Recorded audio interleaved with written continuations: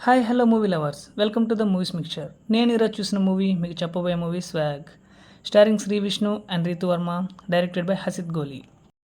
Swag movie గురించి చెప్పబోయే ముందు కొంచెం ఫ్లాష్ బ్యాక్లోకి వెళ్తే, హసిత్ గోలీ అండ్ శ్రీ విష్ణు కాంబినేషన్లో వచ్చిన రాజరాజ చోరా మూవీ చాలా బాగుంది, అందరికీ నచ్చింది కూడా.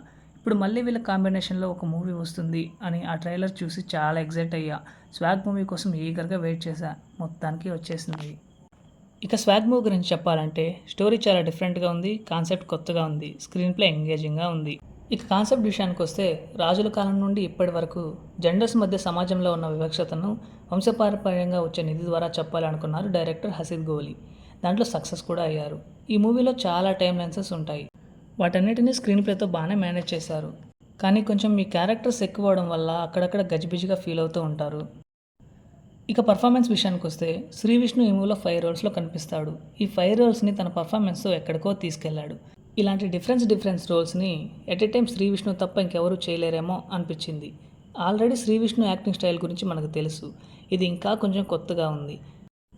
అక్కడక్కడ కామెడీ, కొన్ని చోట్ల సెటరికల్ డైలాగ్స్ బాగా వర్కౌట్ అయ్యాయి. రీతు వర్మ ఎప్పటిలాగే హీరోయిన్ రోల్స్లో ఎక్సలెంట్గా పర్ఫామ్ చేశారు. మిగిలిన క్యారెక్టర్స్ కూడా ఎవరికి తగ్గట్టు వాళ్ళు బాగా పర్ఫామ్ చేశారు.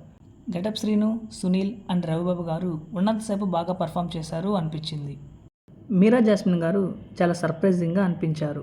మూవీలో ప్రతి 20 నిమిషాలకు ఒక ట్విస్ట్ ఉంటుంది అని చెప్పారు, కానీ 1-2 తప్ప అంత పెద్ద ట్విస్ట్లు ఏమీ లేవేమో అనిపించింది.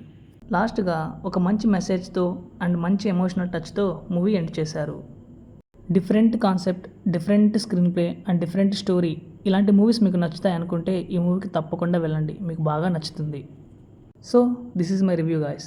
Please subscribe the Movies Mixture for more movie updates. Thank you all. Bye bye.